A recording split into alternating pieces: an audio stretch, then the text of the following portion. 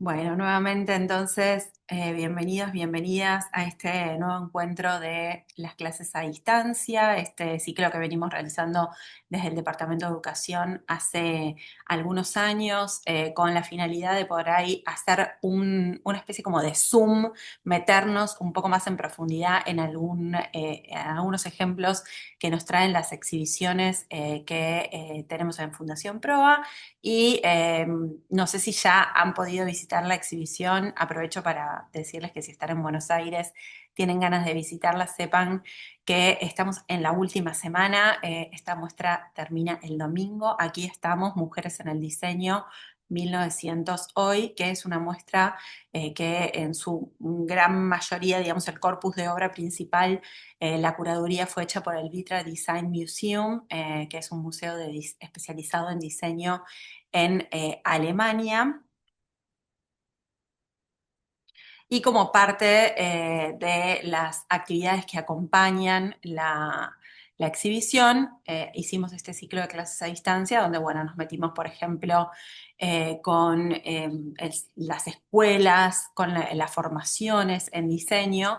Así que hoy la idea es meternos un poco con la gráfica y hacer un poco esto que les comentaba recién, haciendo como un zoom en los ejemplos que tenemos de diseño gráfico.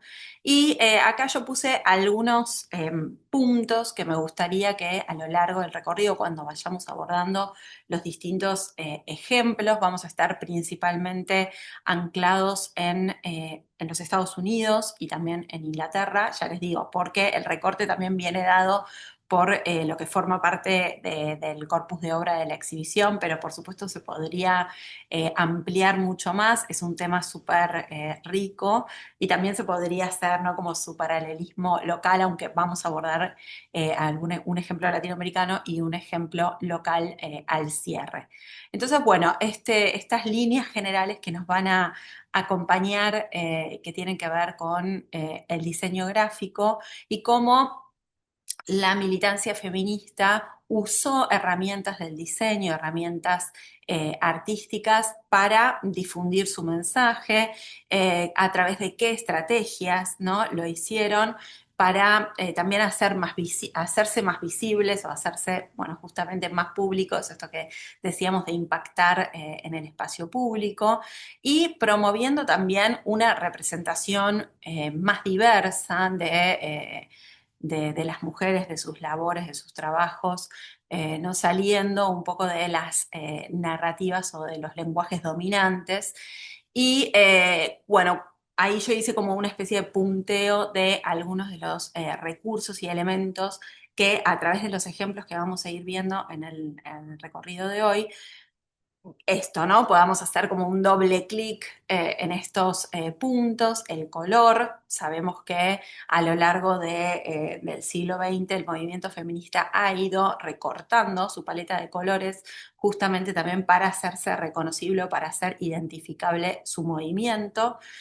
También esto puede tener variaciones según el país, variaciones regionales, variaciones a través del tiempo, pero también hay algunos colores que se mantienen, como por ejemplo el color púrpura, que fue uno de los primeros colores asociados a las luchas feministas y que todavía pervive hasta el día de hoy. El color verde, que también tiene una fuerte asociación con los feminismos locales y más recientemente aquí en la Argentina, ¿no?, ya del siglo XXI.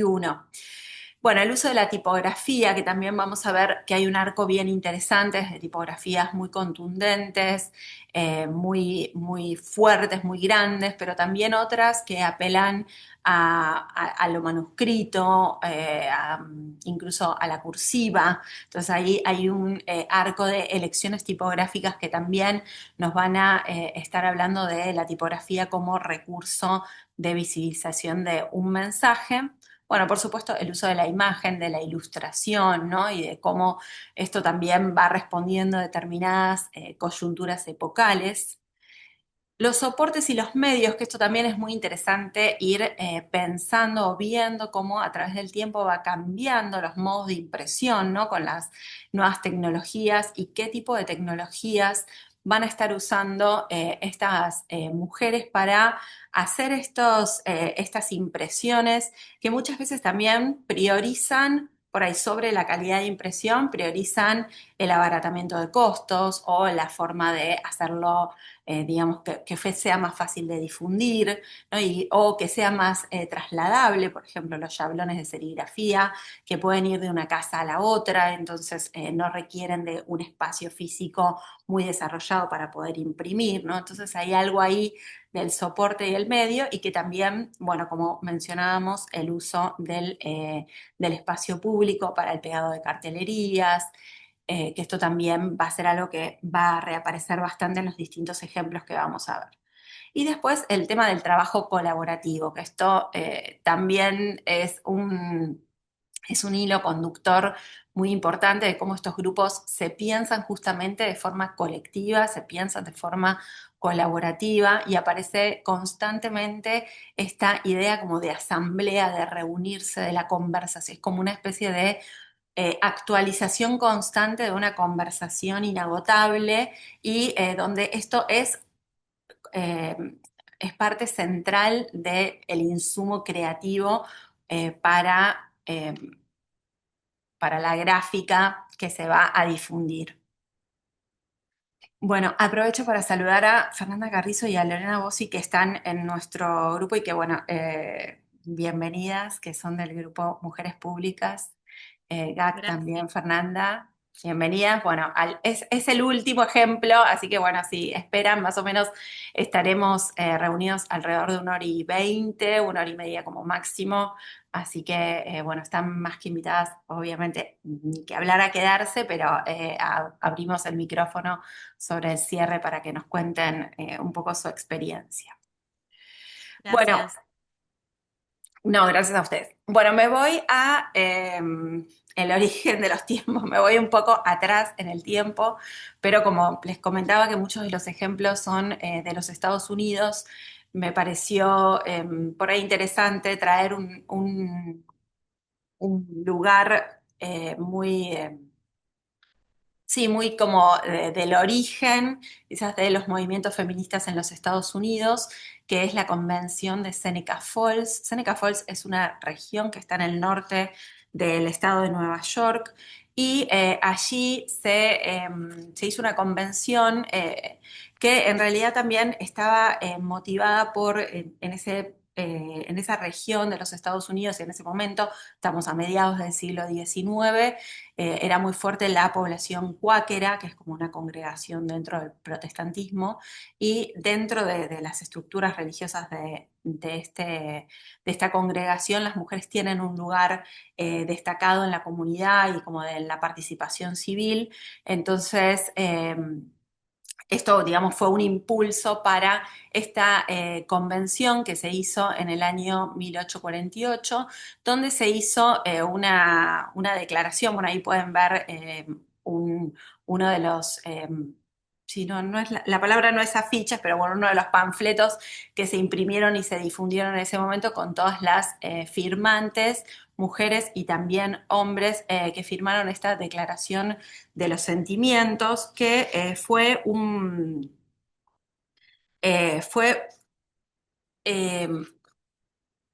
fue una declaración que estaba inspirada en el formato de la Declaración de la Independencia de los Estados Unidos. Entonces ahí me pareció interesante ver cómo desde las estrategias de comunicación mismo, esto fue una asamblea, fue una convención donde se reunieron, se discutió, entonces hubo ahí, si bien obviamente no podemos hablar de diseño todavía, pero hay algo ahí de cómo se comunica, de esta comunicación grupal, de las estrategias de oratoria, de tomar también algo preexistente público y estatal y sobre todo masculino, como es la Declaración de la Independencia en los Estados Unidos, y apropiárselo como formato para hacer su petición. Y bueno, este documento denunciaba injusticias y desigualdades de las mujeres y es también el puntapié para el movimiento sufragista, que fue la primera ola feminista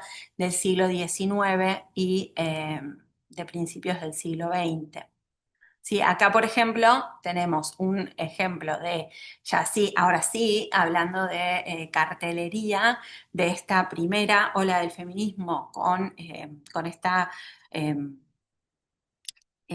sí, esta demanda por el acceso al voto femenino.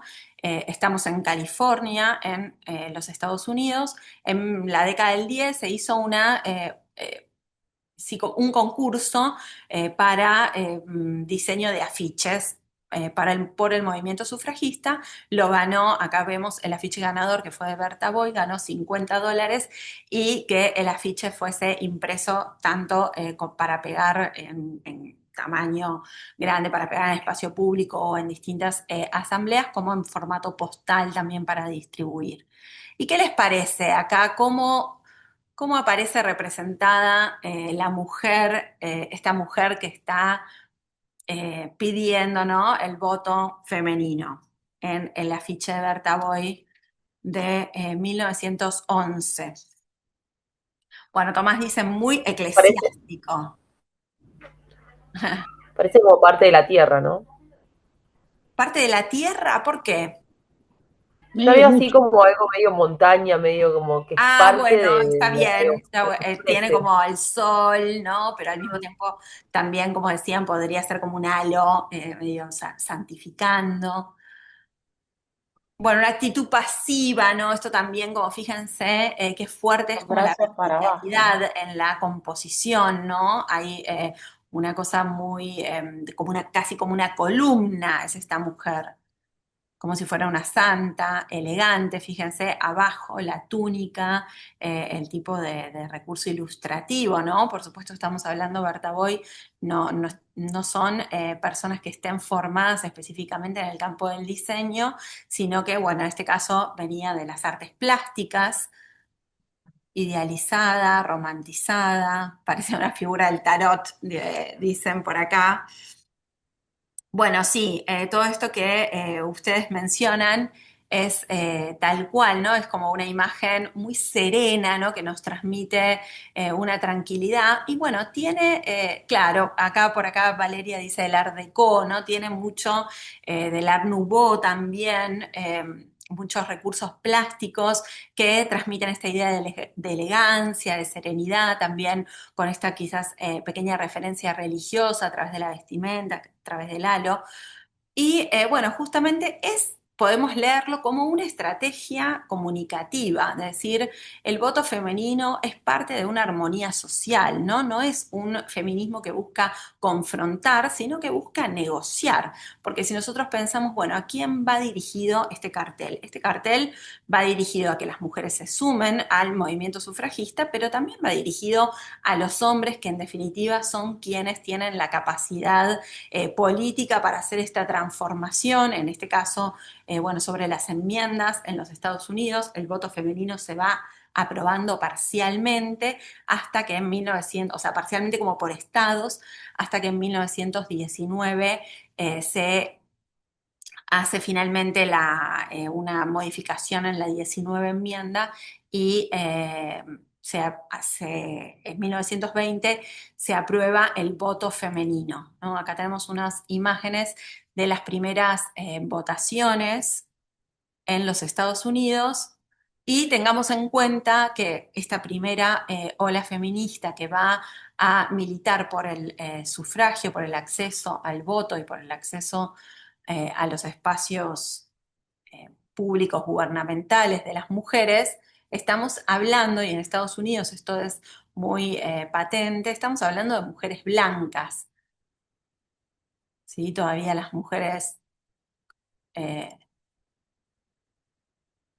indígenas, mujeres afrodescendientes, mujeres migrantes no pueden votar, ¿no? Eso también es interesante para pensarlo un poco más adelante en el tiempo y cómo empiezan a aparecer estos feminismos más interseccionales que van a pensar en estos cruces.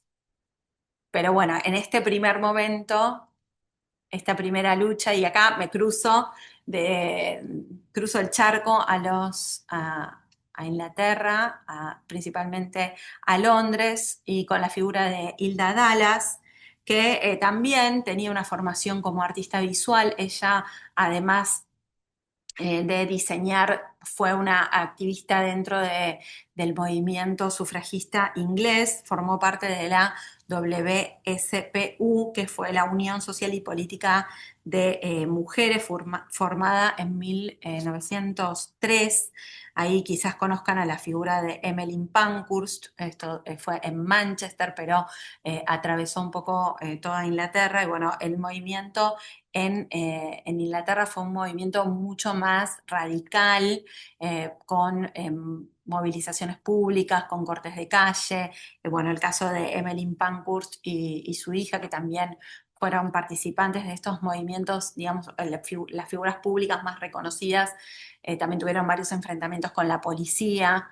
Así que bueno, un poco acá el cambio de estrategia, ¿no? También para hacerse oír y hacerse ver en Inglaterra fue mucho más de choque, si se quiere, y veamos algunos ejemplos de la obra de Hilda Dallas. Ella también tenía una formación como artista en una escuela de bellas artes, en el Slade School, y participó de lo que se llamó el Atelier Sufragista, que era un movimiento, sí, como un colectivo que promovía la utilización del arte, la ilustración como herramienta de difusión de los mensajes sufragistas, y en el caso de Hilda Dallas también estas publicaciones, que eran pequeñas revistas que circulaban. Y fíjense, distinto el tipo de representación de la mujer, ¿no? Acá como una Juana de Arco, ¿no? Con la justicia como emblema, con la espada,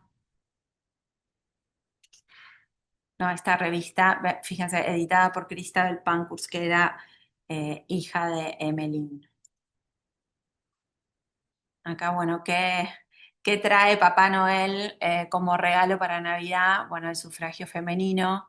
También en Inglaterra se aprobó en la década finales de la década del 10. En el 18 y 19 se hizo en dos etapas. Primero fue una etapa donde las mujeres a partir de los 30 años y tenían que tener bienes a su nombre para poder votar, y luego, apenas unos años después, se logró este voto universal sin esta limitación de la edad.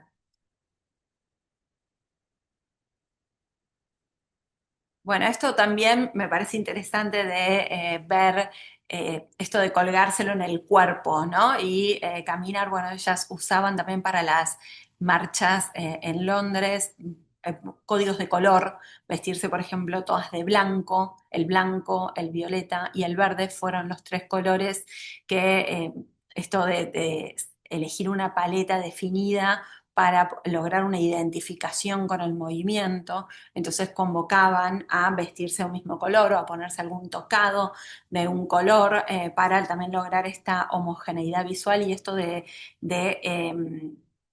también a través del cuerpo, ¿no? Colgarse en el cuerpo el cartel. Fíjense que también, bueno, algunos carteles solamente con el lema sufragista, voto para las mujeres, y los otros carteles que convocan a asambleas, ¿no? Como esto que les decía, esta situación recurrente de convocar al encuentro, a la conversación, ¿no? Promover estos espacios de intercambio.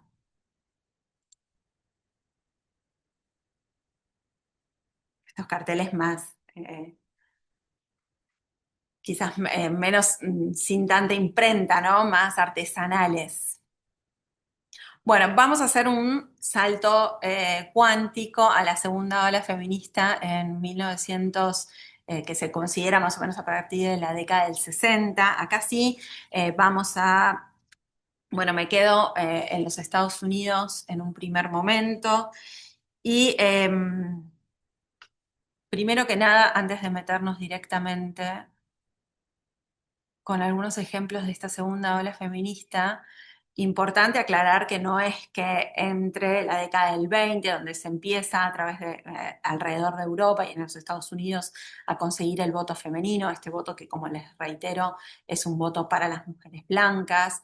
eh, pero no es que después de entre la década del 20 y del 60 no pasa nada. Obviamente también los países del norte están muy convulsionados por los episodios de las guerras mundiales, también es un proceso, un momento de muy alta transformación social, urbana, tecnificación, o sea, son años realmente muy convulsionados y las mujeres también. Acá puse estas fotos que son de la década del 40, de cómo las mujeres también empiezan a ingresar con mucha más fuerza en los campos laborales y profesionales, incluso en campos eh, más considerados típicos de masculinos, como la técnica, como en este caso están en una fábrica de aviones, la mecánica. Y también ejemplos vinculados con la gráfica. No sé si alguien estuvo en las clases que estuvimos hablando sobre Bauhaus. Por ejemplo, tenemos el ejemplo de Marianne Brandt, que está en la década del 20 en Bauhaus haciendo exploraciones en metalúrgica, diseño de lámparas, diseño de distintos objetos de uso utilitarios en metal, pero también tiene su producción fotográfica y estos fotomontajes que hace con temáticas feministas, con imágenes que va tomando de los medios de comunicación y de fotos que toma ella. Y otro ejemplo también de Bauhaus, pero que nos toca un poquito más de cerca, que es Greta Stern, fotógrafa también formada en Bauhaus en Berlín en la década del 30, emigra junto con su marido Horacio Coppola a Buenos Aires y bueno, esta serie tan famosa que hace a fines de la década del 40, los sueños, o sea, la fotografía, el fotomontaje como también estrategia discursiva comunicativa y donde también aparece el universo de la problemática feminista, quizás solamente como para dar cuenta de que no es que no pasa nada entre la década del 20 y la década del 60, pero sí, ya adentrándonos en esta segunda ola, entender también que hay un núcleo de sí, un núcleo político distinto que moviliza a los movimientos feministas de la segunda ola. Si el primero tenía que ver más con una demanda civil, que es el acceso al voto, que es el acceso a la representación en los distintos estamentos políticos. En el segundo movimiento es más cultural, ¿no? Tiene que ver con una demanda por una desigualdad de hecho, por una desigualdad cultural, ¿no? Y por darle visibilidad y tratar de em, minimizar esa brecha de desigualdad, ¿no? Entonces por acá aparece uno de los lemas más más contundentes y que sintetizan un poco estas búsquedas de este segundo momento del feminismo, esta llamada segunda ola, ¿no? Que es lo personal es político, ¿no? Y que busca, bueno, es una frase que es el título de un artículo bastante breve que publicó Caro Hanisch en 1969 y que, bueno, justamente como el título lo dice, ya les digo, se convirtió como en un lema para el feminismo, busca desarticular esta visión tradicional que separa lo público de lo privado, ¿no? Y dando cuenta de que las experiencias individuales de las mujeres están profundamente conectadas con estructuras de poder y esto es algo que también podemos ahí hacer este doble clic en este lugar de lo colectivo que aparece mucho y que va a aparecer ahora en los ejemplos que vamos a ver de la década del 70, ¿no? Donde, bueno, justamente es aunar un poco agruparse para desarticular esto de que la experiencia es individual o es de puertas adentro, ¿no? Y para eso, bueno, me voy a detener un poco en la figura de Sheila Labrande Bretteville y del Women's Graphic Center. Ella en 1970, esperen que me... En 1970 para una conferencia que se llamó Woman in Design, que se hizo en Los Ángeles, diseñó este afiche donde hizo este dibujo de esta tuerca, ¿no? Se llama el A-bolt, que es como ojo, perno, ¿no? Es un perno metálico que tiene forma del símbolo de Venus y que no solamente se convirtió esto como en un símbolo, digamos, que junta quizás esto de la ferretería o los elementos de la mecánica de la construcción con el símbolo de la mujer, y además también se convirtió como en un objeto de joyería que muchas mujeres llevaban como objeto de uso. Y bueno, ella estaba dando clases en Los Ángeles en la década del 70 y comenzó a hacer reuniones en su casa con sus estudiantes, con estudiantes mujeres. Ella daba clases de diseño gráfico, era diseñadora, ya estamos, ¿no? Como vamos avanzando en el tiempo y empieza a aparecer esta especificidad disciplinar, aunque vamos a ver que los cruces con el arte, por supuesto, siguen y se mantienen, por supuesto, hasta la contemporaneidad. Y luego, unos añitos después, deja su clase en el Cole en Los Ángeles y forma junto con Judy Chicago, la artista, seguramente les suena, artista plástica, y con Arlene Raven, que es una historiadora y una crítica de arte, el Women's Building 1973, ahí también funciona el Women's Graphic Center, o sea, un centro gráfico y un edificio que estaba ubicado en la ciudad de San Francisco, que era el edificio de las mujeres, ¿no? El Women's Building, y que funcionó como un espacio de encuentro donde se hacían distintas actividades, también funcionaba un centro gráfico, un centro de capacitación, un centro comunitario de ayuda a las mujeres, y especialmente esto, ¿no? Como un espacio de trabajo, de encuentro, de formación para Sheila Labrán de Bretteville, que ella venía del trabajo docente, esto de aunar también la lucha feminista, pero con la pedagogía, de qué manera enseñar a estas herramientas y seguirlas como trabajando. Les quiero mostrar. Bueno, también un año después hacen esta publicación que fue la publicación, se llamaba Pink, y tiene como esta estructura como tiene un nombre que siempre me lo olvido, ustedes me lo van a seguro saber decir, que es como esta típica colcha en los Estados Unidos donde cada uno va haciendo como de a pedazos, es como un patchwork, pero bueno, es también, o sea, tomando algo típico de los Estados Unidos o de las tradiciones, donde cada uno va haciendo un pedazo y se va armando, ¿no? Y ahí aparece un poco esto de lo individual y lo colectivo, siempre con el tema, el rosa como color de fondo. El quilting, eso. Buenísimo, gracias. Y hacen esta publicación que tiene distintos formatos, pero tiene un formato así donde se imprime y se pega en la pared como un afiche, y también va a tener un formato más como de diario, por acá un poquito después. Después, después del Women's Building, ella se fue a dar clases en Yale y fue la primera mujer profesora titular y directora de la carrera de diseño gráfico. Antes de pasar, les quiero compartir, esperen, les quiero compartir un video, así la oímos. Ahí ustedes siguen viendo, ¿no?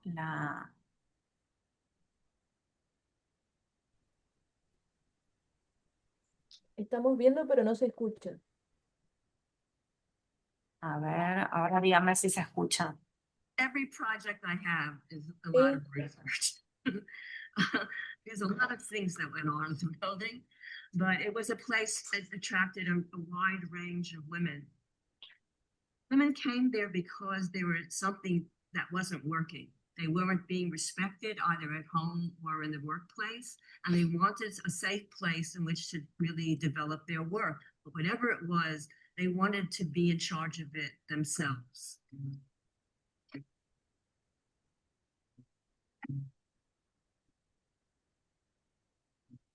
I was teaching for the first time in my life at CalArts. I was the only woman teaching. I said I wanted to teach a class for only women. In art, Judy Chicago was hired. At some point, it really became clear that Judy and Arlene Rabin, the three of us, would work together. We created the feminist workshop, put out a brochure that I designed. Each of us talked about why we wanted to do this, who were the women in the past whose work informed our thinking, and what we thought we would do. And so we sent that out, and lo and behold, a lot of women decided they wanted to come. I love hardware stores. I made these eye bolt necklaces. When I saw that, of course, it looked like the symbol for woman. And it's also strong. I really have a very different point of view around sexuality. In some ways, I like that I made those women feel stronger by wearing those necklaces. I like hardware, but I really don't want to push sexuality into just to one of two choices. That's ridiculous. This whole idea of protest and publicity, I really wasn't thinking about that. I wasn't even thinking I was an activist. I thought I was simply doing the thing that I like to do, which is to enable different voices to be heard. It's important to me to do that. And I've done that in all the work that I have done since and in all these decades. The goal of the Graphic Center was for women to make things in multiple, so they could distribute it, they could also sell it, because you don't just print one book or one poster, you print a lot of them, because if you want people to know some aspect of what they're not paying attention to, this is a way to do it. It's a way for women to talk to the public. Posters do that. Books do that. You're not there, but they're reading what you think. You know, there are so many people who want everybody to think just the way they think. I'm not one of those people. I'm one of those people who wants everyone's own thoughts. What is unique about you that you want known, that you want to get expressed, that you feel connected to? Those are the things that I'm interested in. Because if you don't care about it, you don't see it through.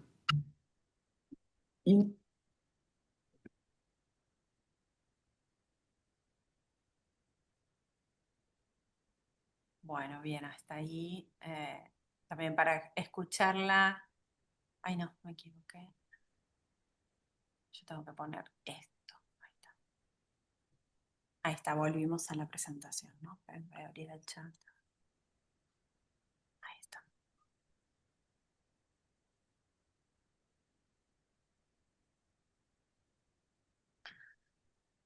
Sí, yo después les armo, porque aparte hay muchas páginas web, sobre todo ahora que vamos a ir entrando en grupos más contemporáneos, hay muchas imágenes en internet para ver, videos, así que bueno, si les interesa algún grupo en particular, yo después les voy a armar el PDF con todo el listado, como hacemos siempre, se los comparto, así después pueden ver los videos completos y bucear más en cada uno de estos grupos. Y siguiendo con los Estados Unidos, ahí estamos bien en la costa oeste, en San Francisco, en California. Acá, bueno, nos movemos a la ciudad de Chicago con el Chicago Women's Graphic Collective, que también se fundó en la década de 70, más exactamente en 1970, y funcionó por 13 años. Me pareció interesante, bueno, este es el póster más conocido de este grupo, que es Sisterhood is Blooming, ¿no? Que es como está floreciendo la hermandad de las mujeres. La primavera ya nunca va a volver a ser lo mismo.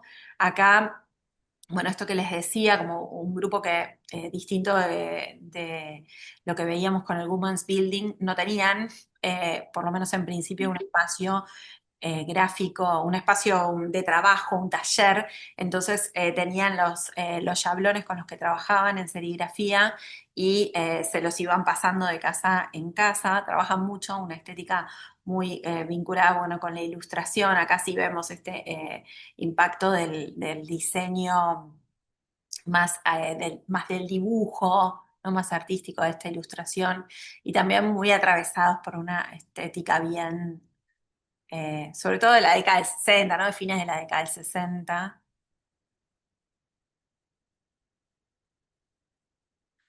Y una cosa que me pareció interesante de este grupo del Chicago Women's Graphic Collective es que no solamente hacían, bueno, un poco como pasaba en el Women's Building, ¿no? Como no solamente producían, sino que además daban clases, ¿no? Esto también de que el grupo es un espacio de formación para otras mujeres que quisieran unirse y todas los afiches que hacían eran afiches que se creaban colectivamente, entonces no tenían una autoría individual, se armaban comités por temas que podían tener dos, tres, cuatro diseñadoras por comité y trabajaban en un diseño, también a veces abordando temáticas bien políticas, como por ejemplo este afiche que es contra la guerra de Vietnam,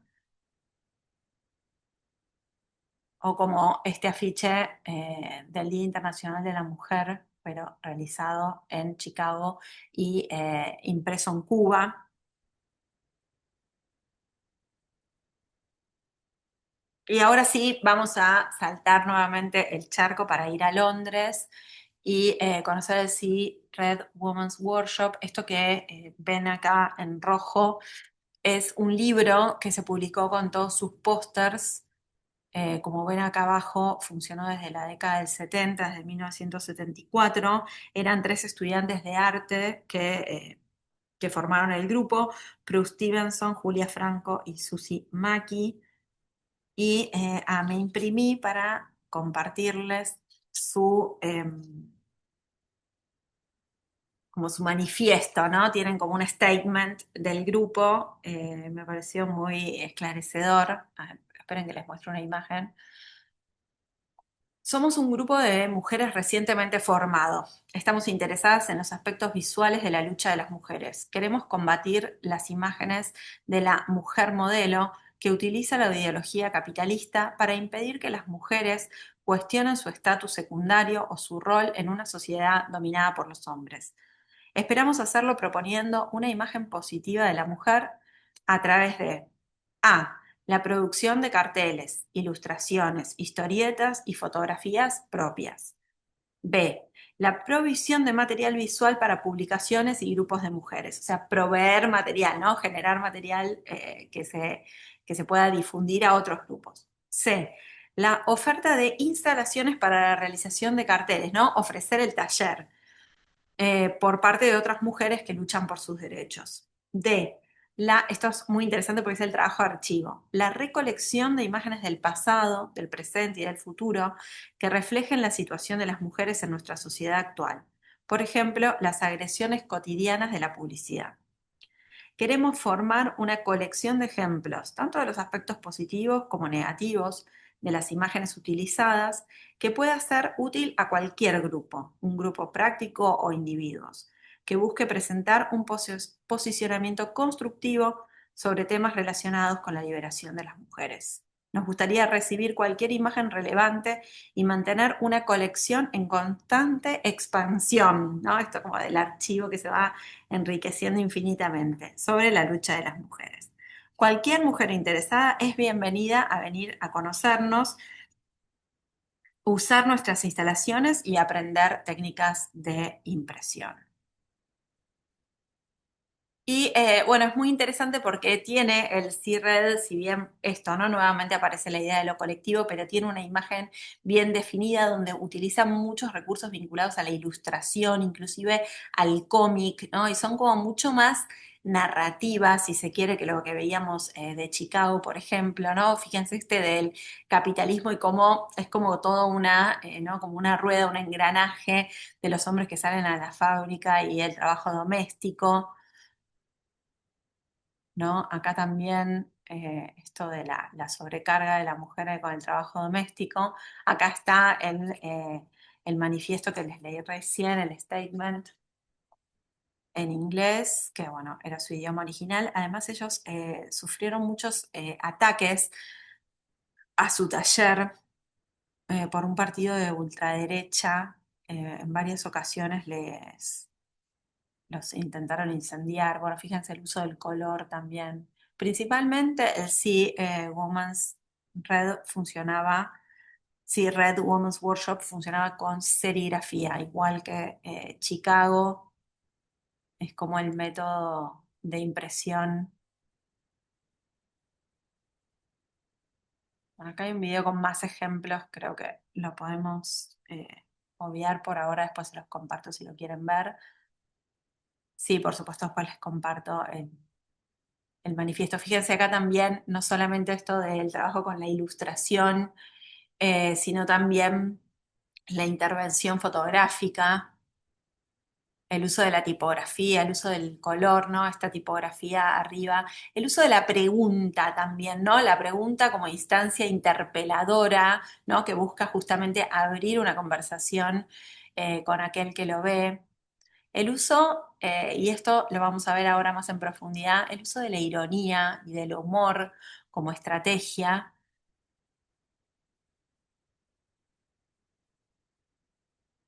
Bueno, esto que les decía, ¿no? Que también empiezan a aparecer estas interseccionalidades de los feminismos racializados. Miren, acá les muestro una que es interesante porque se ve como una máquina offset, ¿no? Las mujeres son poderosas y por eso digo, principalmente trabajaban con serigrafía, pero yo creo que a medida, o sea, desde la fundación en la década del 70 hasta que va avanzando en la década del 80, seguramente exploraron técnicas de impresión, como puede ser fotocopiadora, offset, ahí hay como una imprenta. Y este cartel que forma parte de la muestra que tenemos aquí en Proa, que ven que dice solas no tenemos poder, pero juntas somos fuertes. Y esto también que decíamos, ¿no? De lo individual, están como cada una representada ahí como en un efecto óptico, parece como en su cajita, ¿no? Y que se la puede ver a través de la ventana.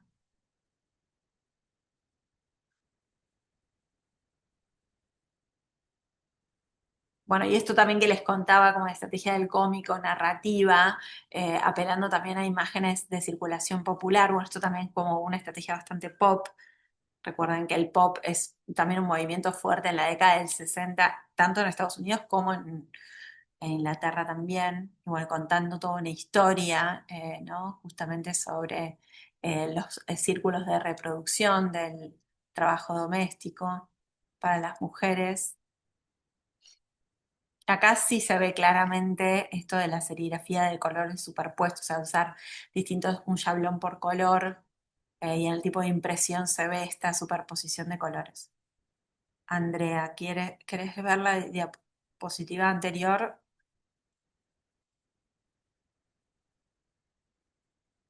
Esta.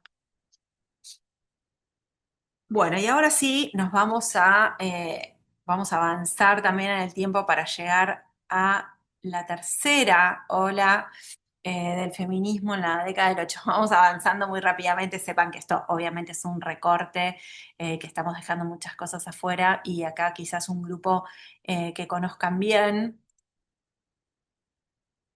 que son las Guerrilla Girls. Abro con un video donde hablan ellas, así las conocemos, ya se autopresentan. Avísenme si escuchan bien.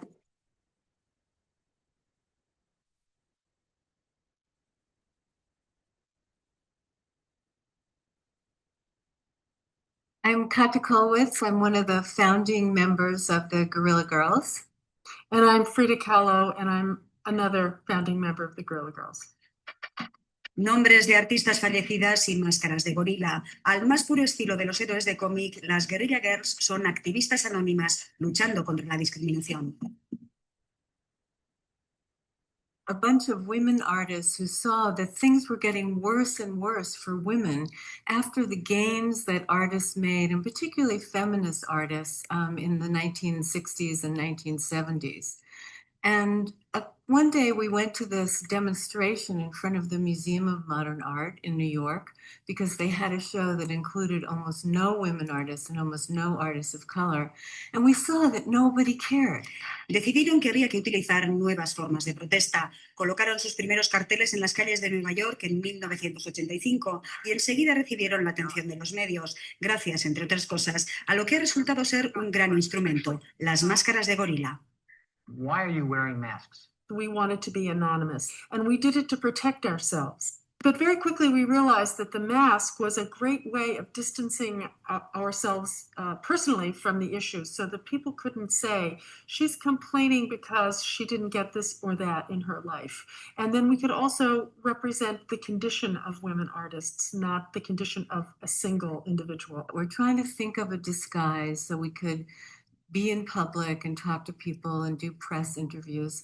And one of our early members, a terrible speller, you know, the word in English, gorilla, the animal, is kind of like guerrilla, the freedom fighter. So she's writing gorilla, and we thought, oh my God, this is it. Xavier Araquistain ha conseguido reunir prácticamente. Bueno, ahí entonces las teníamos presentándose. El video es un poco antiguo, pero me pareció que era muy directo y muy esclarecedor para conocerlas. Y es un video con motivo de una exhibición retrospectiva que realizaron en España. Así que bueno, ahí también vemos algo de esto de, bueno, un movimiento, un grupo de mujeres artistas que nacieron en el marco de una protesta, bueno, justamente esto que comentaban ellas, que para hacer la distinción del grupo Guerrilla Girls, ellas son mujeres artistas y que trabajan sobre digamos, el activismo feminista dentro del campo del arte, ¿no? De hecho, el grupo surge como de este análisis de la poca representación de las mujeres en museos y en galerías, y a partir de ahí empiezan a hacer esto, el culture jamming, empiezan a hacer como escenas de pegar carteles, de meterse en una inauguración, hacer proyecciones, esto también lo hacen, proyecciones sobre las paredes de los museos afuera, ¿no? En la calle, en la puerta, ¿no? A la gente que va entrando, y pasar de esa situación quizás más pública, más de confrontación o de choque a ser reconocidas e ingresar dentro del museo.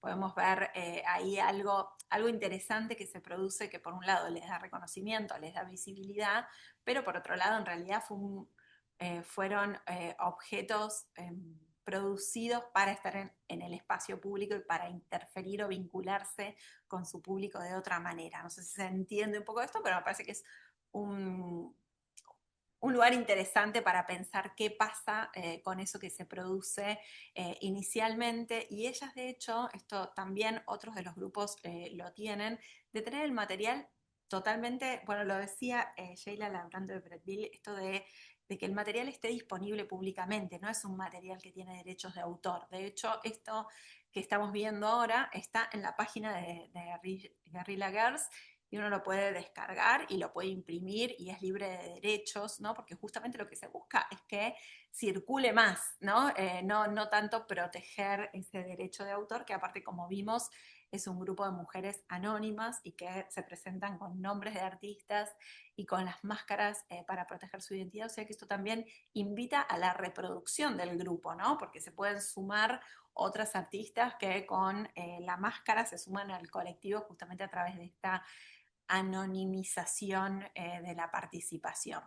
Y el uso de la ironía como estrategia, que fue algo muy que se le discutió mucho a las feministas de la segunda ola, ¿no? De la década del 60, que eran muy serias, ¿no? Muy, esto como de que ser feminista era algo ¿no? como muy dramático, muy políticamente comprometido, y buscan estos grupos que usan la ironía y buscan también desarmar estereotipos sobre qué es ser una mujer militante del feminismo, ¿no?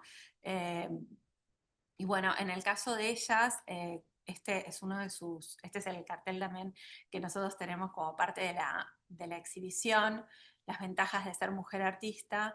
trabajar sin la presión del éxito y van haciendo toda una enumeración, ¿no? Donde, bueno, justamente es una visión irónica del lugar de las mujeres en el campo del arte.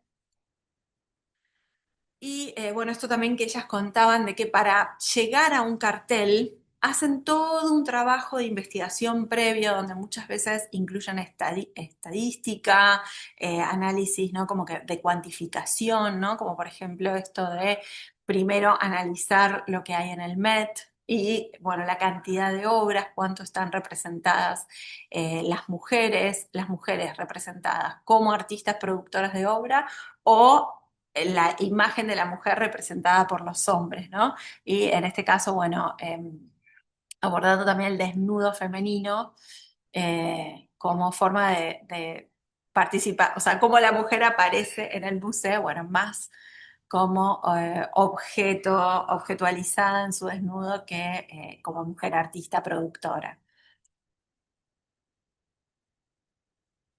Estas imágenes son bárbaras, ¿no? Y avanzando un poquito más y llegando a la década del 90, acá también encontramos un grupo, el Riot Girl, que en realidad no es difícil como hablar de que sea un grupo en sí mismo, porque también estuvo muy diseminado en distintos lugares de Estados Unidos y sobre todo más asociado a grupos musicales, ¿no? Acá las vemos a las Bikini Kill.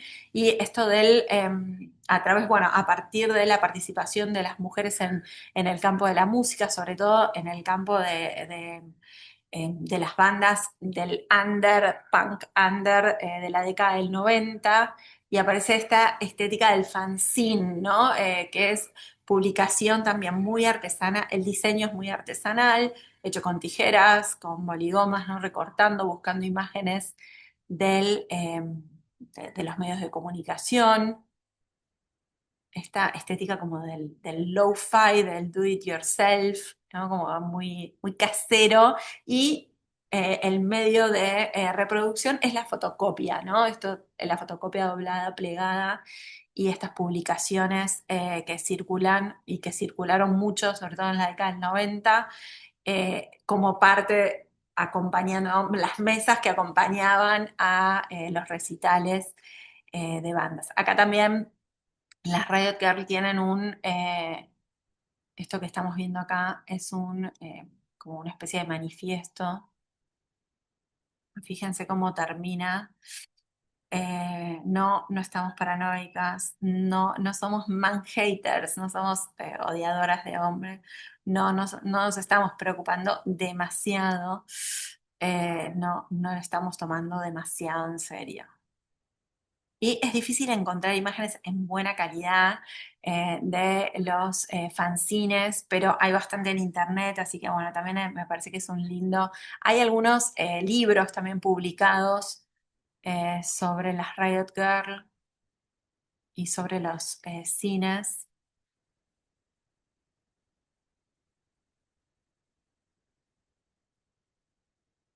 Estos, ¿no? Como fanzines, van utilizando imágenes de medios de comunicación, bueno, muy de formato pequeño, ¿no? Estamos acá y esto de usar esta terminación muy barata como parte de la estrategia compositiva de estos movimientos punk, ¿no? También esto de la distribución gratuita, los mini scenes, porque son como un fanzine, pero muy pequeñitos, como de una hoja 5 sería, ¿no? O mitad de hoja 5. Bueno, acá para mostrarles algunos ejemplos más contemporáneos que forman parte de la muestra, aquí estamos.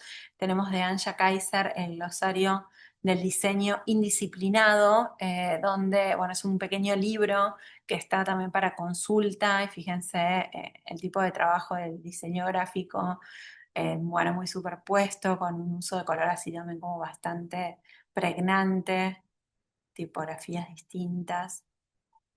Acá tenemos un ejemplo que es muy reciente, también es del 2017, que es el Pussy Hat Project, que fue en Washington. Se juntaron mujeres para hacer movilizaciones contra Trump en la primera presidencia de Trump. Y bueno, justamente como yo creo que debe haber habido alguna inspiración en los movimientos argentinos, ¿no? Esto de la marea verde, bueno, acá era como una marea rosa, y el elemento identificador era este sombrerito como de dos puntitas hecho en tejido rosa. Ahí también utilizando por un lado el color rosa como un color típicamente femenino, el color también como insignia identificatoria del movimiento, y el tejido, y esto de convocar, ¿no?, a grupos de tejedoras, el tejido también como una labor que se va transmitiendo en generaciones de mujeres. Entonces, bueno, esto me pareció, hay un blog del Pussy Hat Project donde enseñan a tejer y tienen tutoriales. ¿No? Acá les traje algunos de los ejemplos de las ilustraciones que acompañan, y también hacen encuentros, ¿no?, donde invitan en distintos lugares. Principalmente esto, como les comenté, se dio en la ciudad de Washington, ¿no? Encuentros para tejer los gorritos. Otro ejemplo que también tenemos en la exhibición es Futures. Acá es una plataforma de mujeres diseñadoras que, bueno, acá ya vemos un poco esto, no solamente del feminismo interseccional, sino también como desde el feminismo se empiezan a pensar otras disciplinas, ¿no? Entonces, por ejemplo, esta imagen que vemos acá es un trabajo que hizo Futures sobre discapacidad visual, diseño y discapacidad visual, y cómo se aborda en distintos ámbitos. Entonces, bueno, él usó esto de lo borroso, y después del lado de la derecha también hicieron un trabajo en contra de los boards de inspiración. ¿Vieron esto que se hace como un corcho, como juntando muchas imágenes? Porque dice, bueno, eso en realidad lo que invita es a un borramiento de la autoría y a un abordaje superficial de las imágenes. Entonces, bueno, como que ya no es que se ocupan únicamente de temas específicos vinculados con el rol de las mujeres en los distintos campos profesionales o civiles o lo que fuere, sino que, digamos, pueden desde el feminismo abordar otras temáticas como el uso, consumo de las imágenes, accesibilidad. Este es un grupo, bueno, esto también, ¿no? Como un grupo, esto que decíamos de la situación como de asamblea permanente, en este caso es digital, ¿no? Como que no necesariamente viven todos en el mismo lugar, y la publicación es una publicación enteramente digital.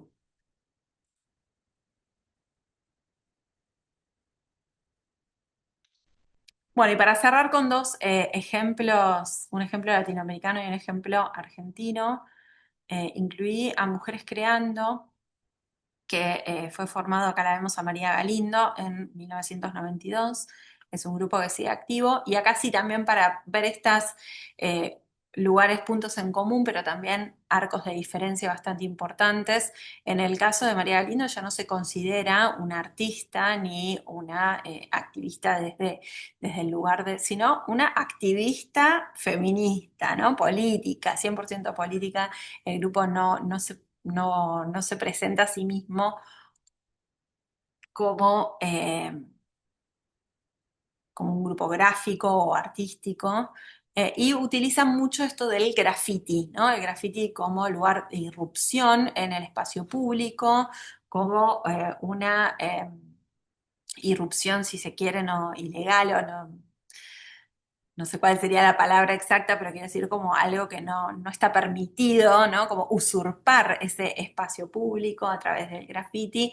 Y también tienen esto de la tipografía, y esta tipografía cursiva, ¿no? Que también nos retrotrae como al ámbito, si se quiere, de lo escolar o de lo infantil, y que choca mucho el tipo de, claro, vandálico, gracias Antonella.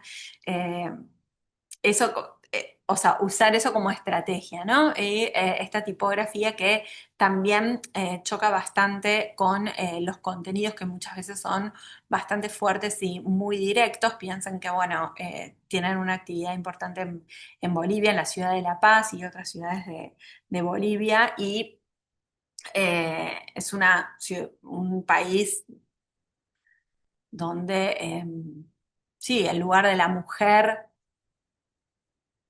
bueno, o que tiene como una estructura patriarcal bastante fuerte, se podría decir. Y ellas son un grupo anarcofeminista, ven la firma de Mujeres Creando, es con la A de la anarquía.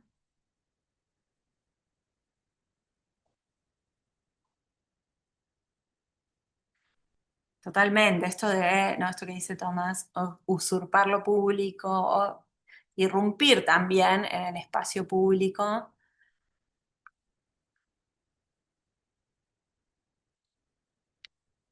Y también esto del uso del cuerpo como soporte, ¿no? Que un poco lo vimos en el principio a través de las cartelerías colgadas en el cuerpo, y acá directamente usando la tipografía que decíamos, esta cursiva, acá también con el uso del color, escrito directamente sobre el cuerpo.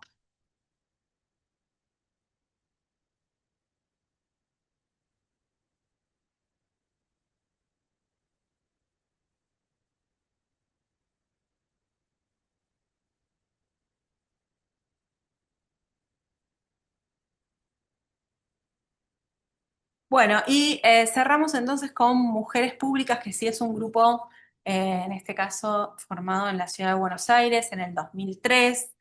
Es un momento también a partir del año 2001 donde esta situación de encuentro comunitario, colectivo, a partir de las crisis políticas, dio lugar a la formación de muchos grupos que también trabajaron esto de las voces colectivas, de los espacios públicos, de cómo ocupar y hacerse oír, ¿no? De generar una voz propia. Y bueno, también, como algunos grupos que vimos, se trata de un colectivo de mujeres, Lorena Bossi, Fernanda Carrizo y Magdalena Pagano.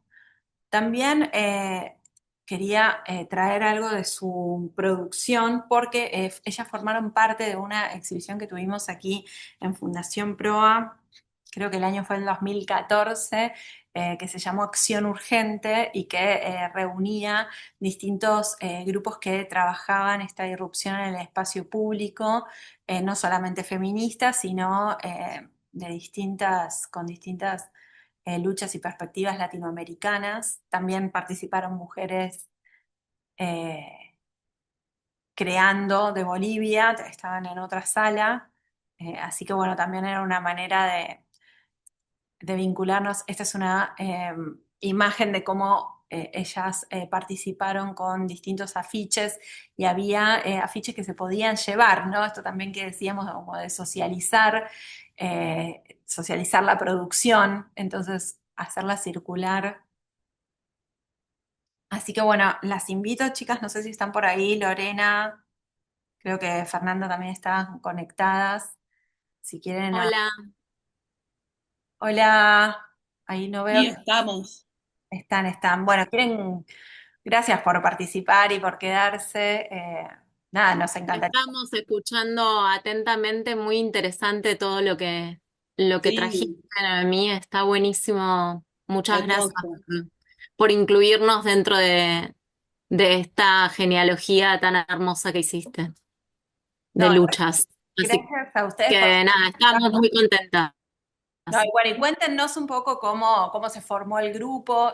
No sé si siguen activas actualmente en la página web, y que hay un montón de información. Todo esto lo tomé de la página Sí, web de ustedes. la página está desactualizada, está hasta el 18, pero bueno, nacimos en el 2003. Al principio, muy al principio, éramos dos con Maga, y después se unieron Lore, Cecilia y Vero, que bueno, estuvieron 2 años más junto con nosotras, pero bueno, ese fue el inicio del grupo. En el 2003, el 8 de marzo, que pegamos el afiche todo con la misma aguja. Ujú. Que bueno, fue interesante porque generó toda una disputa en medio de la manifestación con las mismas feministas, ¿no? Porque era un afiche ambiguo, o sea, no era una bajada directa. Y también por esto de lo que era la conformación en ese momento del feminismo y sin una firma, connotaban, digo, para quienes son más jóvenes, pero siempre connotaban a algo que no estaba bueno o incluso asociado a los servicios, ¿no? Entonces, eh, digo, en ese contexto se leyó mal.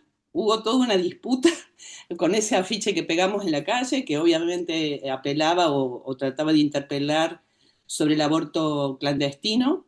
Y después salimos con este proyecto que nosotros llamamos Proyecto Heteronorma, donde hemos incluido distintas acciones y, y bueno, en este caso interpelando sobre la heteronorma, con distintas preguntas que después llevamos a una encuesta, bueno, y seguimos trabajando sobre esa temática. Sí, está buenísimo esto que decís porque quizás no le dimos tanto espacio, pero bueno, obviamente tenemos que hablar de los feminismos en plural, ¿no? Porque bueno, justamente a partir de todas estas interseccionalidades también empezaron a aparecer distintas formas de militancia y esto que mencionabas también de distintas aristas que muchas veces llevan a discusiones. Y me pareció interesante incluir bastantes de estas, no solamente porque me parece muy genial la inversión, ¿no? que hacen de la heterosexualidad jugando con estas ideas preconcebidas del homosexual, sino también la pregunta, ¿no? Esto de proponer una pregunta que es casi como abrir un diálogo con ese otro que mira. Y aquí también, bueno, me pareció interesante esto, también lo recuperé de la página web, sacando el teléfono público, que es un objeto que ya no existe más, pero esto como de participar de marchas políticas o distintas acciones en espacio público y ahí compartir ese espacio de lucha con la pegatina. Esta es la que Sí, mencionaban al principio. Sí, esa es la del inicio. claro. Eh, Queríamos también, nada, como destacar que quizás al calor del 2001, ¿no? Como dijiste en un principio, Noemí, surgieron un montón de colectivos y acá nosotras de manera muy incipiente desde el feminismo, como porque encontrábamos que había en esos espacios de participación donde estábamos ya trabajando junto a asambleas, trabajadores desocupados y otras organizaciones sociales, una falta de mirada, ¿no? Desde el rol de las mujeres, desde la participación, desde los roles que se les asignaban dentro de las militancias y creo que en Argentina se dio ese cruce que fue muy interesante post 2001 y que luego, nada, quiero rescatar porque vi compañeras acá que hay compañeras que están de La Lengua en la Calle, que es un grupo también actual de activismo gráfico feminista, así que quería saludarlas y también sumar, ¿no? Que cada vez fuimos más y más los colectivos que nos sumamos a la lucha feminista y que Mujeres Públicas fue uno de los primeros en Buenos Aires de esta nueva oleada, pero que hubo muchos anteriores también y que va a seguir habiendo. Sí, rescatar también, o por lo menos hacer hincapié en lo que decía con Lore, compartimos el grupo de arte callejero, y esto que menciona, o sea, justamente sentíamos la necesidad de que existiera esa mirada, esa perspectiva feminista. Sentíamos que había problemáticas que no se abordaban, que no estábamos ahí y que necesitábamos que estuviera en debate. Así que partió, digamos, desde esa motivación, ¿no? De esa experiencia, de esa falta, en realidad. No porque no existieran, pero de alguna manera poder hacer confluir y dialogar todos esos otros movimientos que eran muy significativos, interesantes, como nuevas construcciones políticas, que también hubiera esa transversalización en esa mirada desde el feminismo. Así que bueno.